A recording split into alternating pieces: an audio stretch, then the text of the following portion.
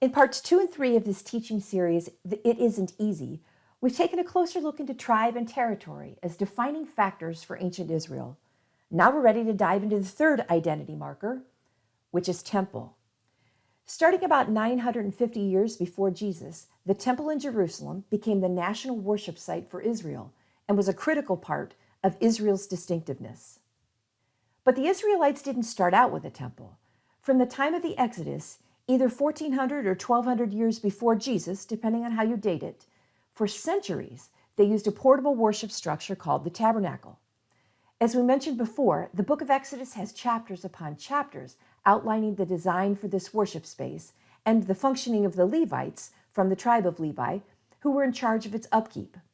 This structure and the temple which replaced it was in many ways similar to the worship centers of surrounding people groups.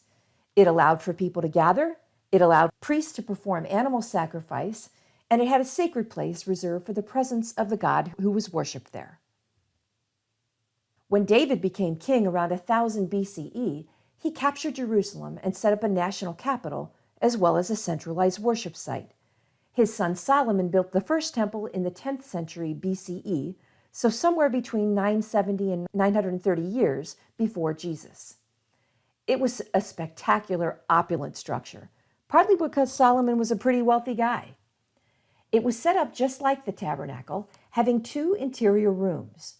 A holy place, the larger golden room in this picture where the red arrow is, housed the lampstand or menorah, the table of showbread, which held one loaf of bread for each of the 12 tribes to remind the Israelites of how God provided manna for them in the desert, and an incense altar where the prayers of the people were offered. A thick curtain separated this holy place from the most holy place, or the Holy of Holies, as it was also called. If we draw back this curtain, we can see that the Ark of the Covenant is there, which was believed to be the footstool of God. Somehow, the glory of God resided in that place.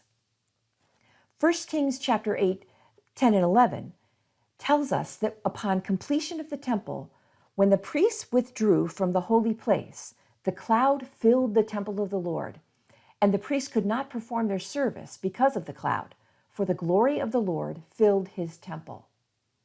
It had to be quite a sight. That word Shekinah that you see next to the picture of the ark is the Hebrew word used to describe this glory. In the temple of other people groups, the idol being worshipped would be housed in that Holy of Holies.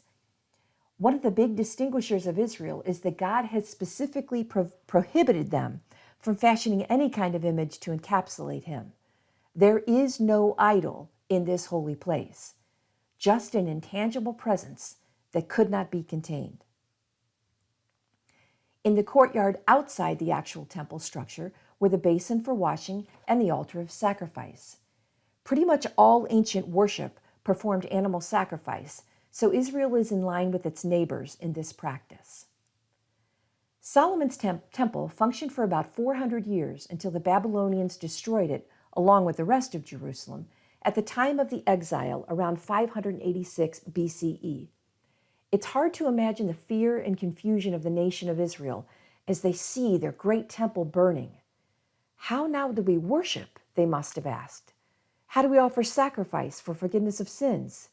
Has God left us since his holy house has been destroyed? These are all questions they wrestled with in the faraway land of exile.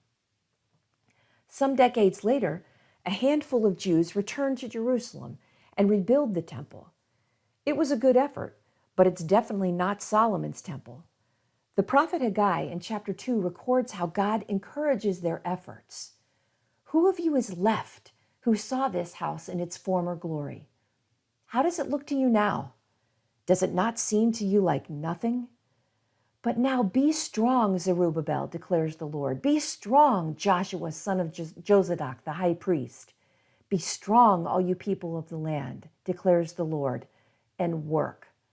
For I am with you, declares the Lord Almighty. So God encourages the governor of Zerubbabel and the high priest Joshua to continue the work of the temple. And given this encouragement, the returned exiles complete what's called the Second Temple. And it is in operation for another 400 years or so until it undergoes a major expansion a few decades before Jesus under a name we actually might know, King Herod the Great. This is Herod's Temple. We're looking at it from the east and able to see across the ancient city of Jerusalem and how it dominates the area. The complex Herod built was over 34 acres in size, including the porticos and the courtyards. This is the temple that Jesus knew. Let's zoom in closer. The temple itself is just the higher building towards the back. It has the same Holy of Holies and holy place that Solomon's did. As we work our way farther and farther from the Holy of Holies, we get into spaces which are progressively less holy. Outside the temple building, we're standing in the court of the priests where the animal sacrifice took place. That's where the white arrow is. Let's take a closer look there. Israelite men were permitted in this court to bring their sacrificial animals on behalf of their family groups. So there's a space for the slaughtering and the burning of animals, and the basin for washing is located here too. Step outside the court of the priests and you're in the court of the women. It's called this because women couldn't go any closer to the temple than here. They are more likely to be ritually unclean, and so this is as far as women can go. Outside of this area is the court of the Gentiles. They're definitely unclean, and so they're restricted from all the holier areas. In fact, there was a low barrier called the dividing wall that made this pretty clear.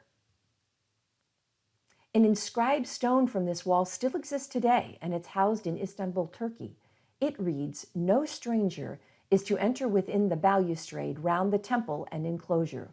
Whoever is caught will be himself responsible for his ensuing death."